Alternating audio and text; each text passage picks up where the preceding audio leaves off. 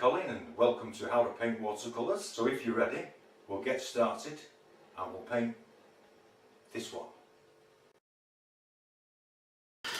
Okay, so before we get started, I've stretched the paper. This is £90 weight of Winsor & Newton's watercolour paper, and I'm just leaving a thin film of water on the paper just to help the paint flow. Remove any excess off around the sides, minimise any runbacks. What I want to do is just drop some Naples yellow in.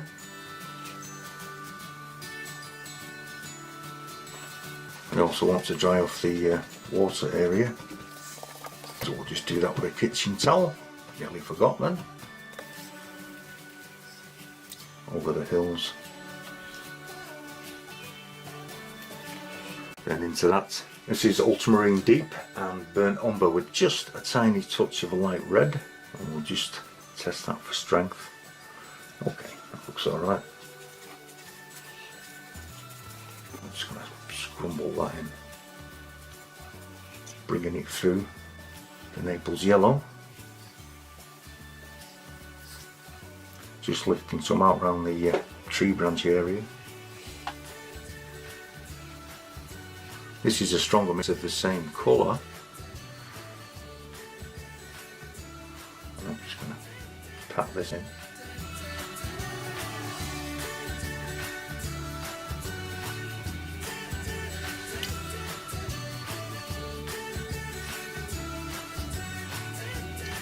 Making sure it's completely dry around there. Some clean water. Just run it into where the land is that runs into this river. I'm going to drop some yellow ochre. This is going to be an autumny kind of British scene where the greens are greyed out. Just a bit of yellow ochre, French ultramarine with just a touch of a light red.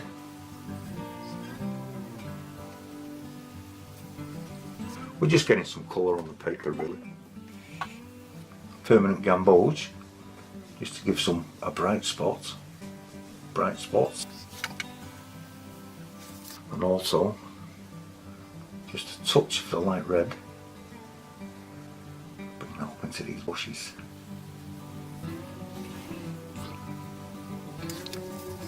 Some burnt sienna with some burnt umber in it.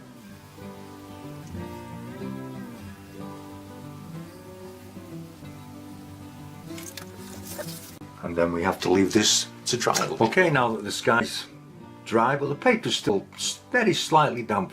It keeps the paper stretched that way. I've set the board at an angle and I've clipped the paper all the way around so that it stays stretched. I'm going to come to these background hills now and I'm just going to re-wet where they are. Just leaving a gap there. And I'm just going to take some of the sky colour, French ultramarine, burnt umber with a touch of light red. And I don't want this to be too strong, I want these to look distant. And I think that will do it. Softening the edge off. Same with this one. Not too much paint on it, so we want this to be nice and soft. Just encouraging it to come down a little. Okay, I think that will do. Moving on to these bushes now, taking some of your lighter earthy green. Dry brush once again. Just making the shapes of bushes. Stronger green. Some of the browny green.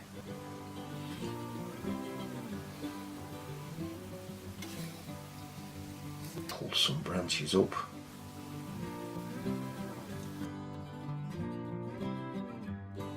I think before we go any further, we might leave that to dry off a little. Moving to the main tree.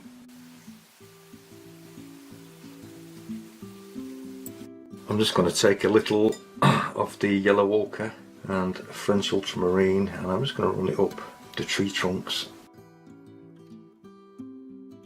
And I'm just going to run some French ultramarine and burnt umber in. Just dropping it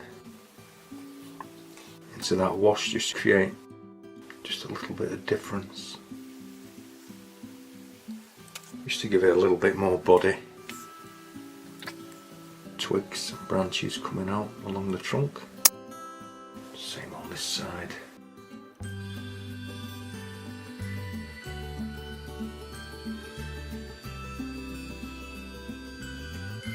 Some twigs and branches once again. This all adds interest. And then I'm just going to re-wet the whole of the water area, the river area, clean water.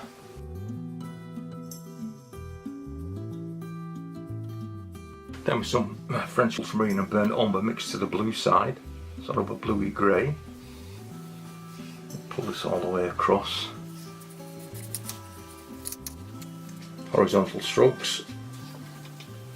Just want to drop some Naples yellow in as well.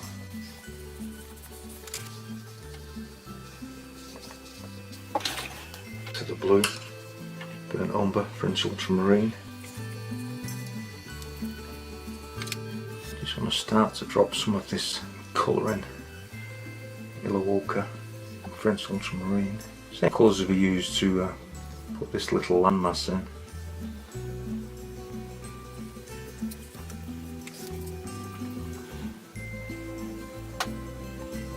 Light red and burnt umber.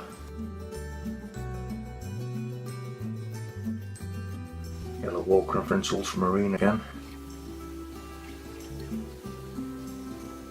Just bringing all the colours together. Now the water's just dried off a touch and it sort of leaves this still damp.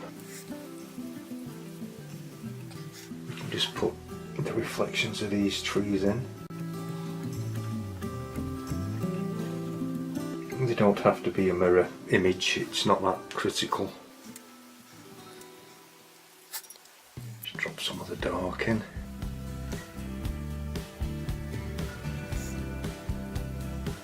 Soften that edge a little bit. Now we're going to let this fully dry. Okay, now it's dried. I've just scratched in a couple of water lines. You've seen me do that before. I've got to say I'm loving these Turner's paints. I think they're really nice, really good quality. I put a little bush in here, also twigs and sticks. Add a little bit more interest. Some grasses down here. Maybe the odd flick of grass here.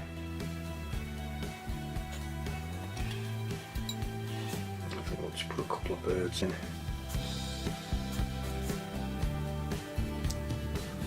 And this is where you get around to the best bit. This is where you get to sign it, mount it and frame it. I hope you've enjoyed this painting video.